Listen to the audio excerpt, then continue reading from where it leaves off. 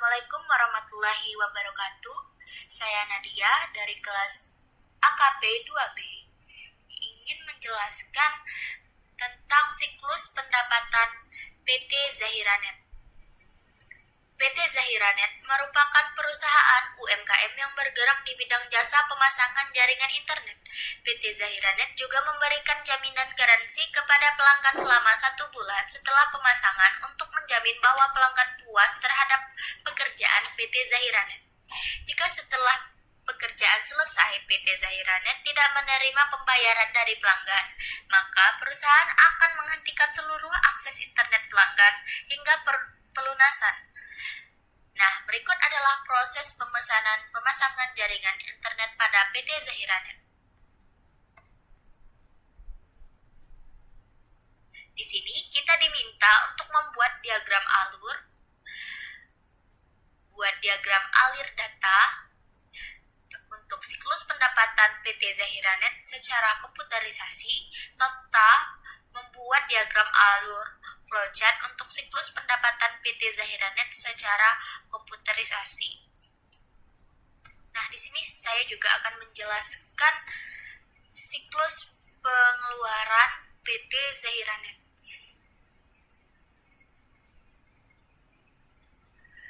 Kita diminta untuk membuat diagram alur flowchart untuk siklus pengeluaran PT Zahiranet secara manual dan membuat 3 bentuk formulir yang diperlukan untuk siklus pengeluaran PT Zahiranet dan membuat diagram alir untuk siklus pengeluaran PT Zahiranet secara komputerisasi dan membuat diagram alur flowchart untuk siklus pengeluaran PT Zahiranet secara komputerisasi.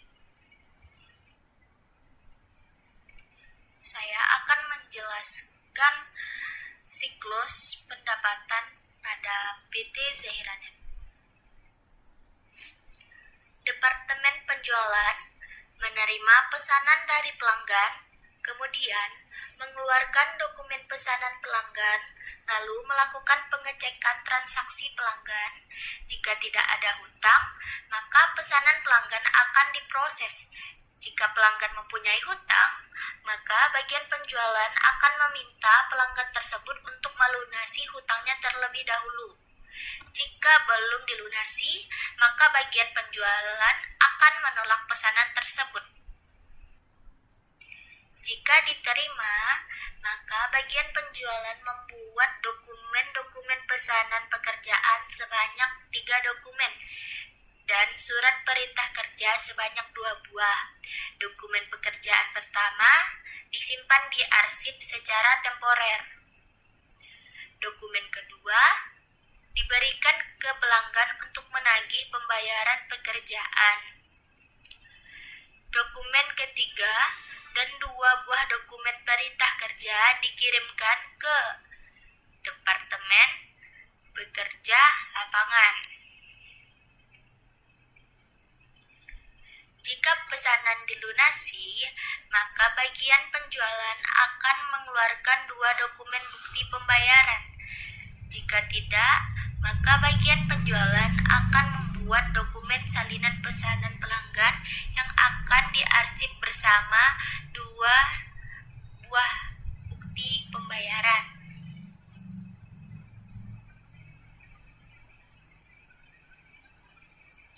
Setelah menerima dokumen pesanan pekerjaan dan dokumen perintah kerja yang diterima dari Departemen Penjualan, kemudian bagian pekerja lapangan akan memulai pekerjaan.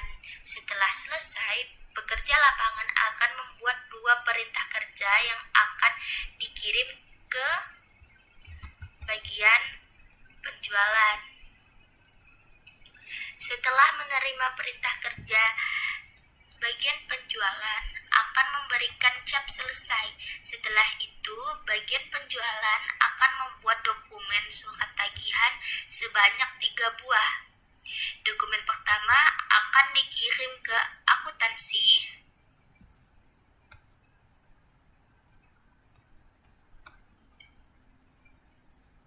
Dokumen kedua diarsip secara temporer. Dokumen ketiga akan dikirim ke pelanggan.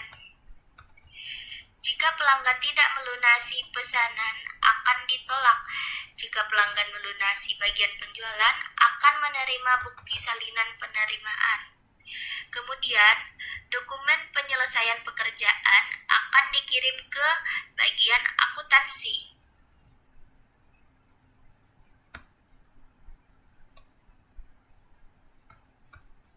Dan dokumen salinan bukti pembayaran pesanan pekerjaan, perintah pekerjaan, tagihan, dan dokumen penyelesaian pekerjaan akan diarsip secara permanen di bagian penjualan. Nah, kita masuk ke kasus yang ketiga, yaitu siklus pengeluaran PT Zahiranet. Dimulai dari bagian gudang, memeriksa persediaan barang. Jika terdapat barang yang hampir mencapai batas pembelian, bagian gudang akan membuat 2 dokumen permintaan belanja barang.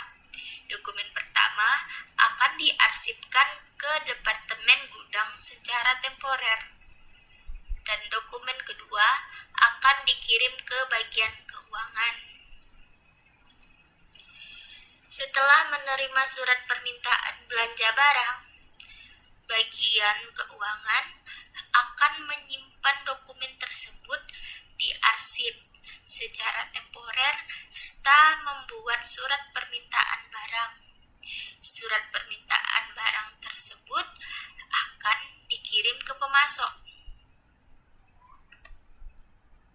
Pemasok yang menerima surat permintaan barang dari bagian keuangan akan menyiapkan barang pesanan dan menyiapkan dokumen surat permintaan barang, slip pengepakan, dan nota tagihan. Surat permintaan barang dan slip pengepakan akan dikirim ke bagian gudang. Sedangkan untuk nota tagihan akan dikirim ke bagian keuangan. Bagian keuangan yang menerima nota tagihan dari pemasok akan menduplikatkan nota tersebut.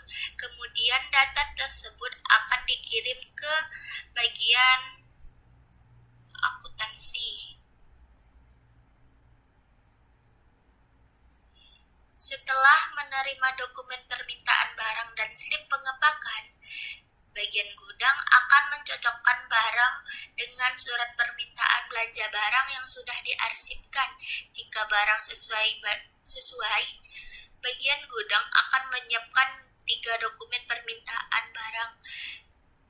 Dokumen pertama akan dikirim ke bagian keuangan, dokumen kedua akan dikirim kepada pemasok, dan dokumen ketiga beserta dengan surat permintaan barang akan diarsip secara permanen oleh bagian gudang.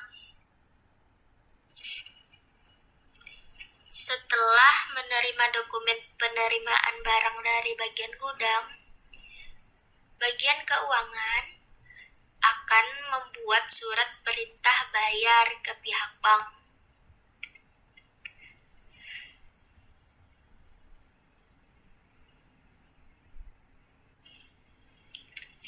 Setelah pembayaran selesai, bagian keuangan akan menerima bukti pembayaran sebanyak 2 buah.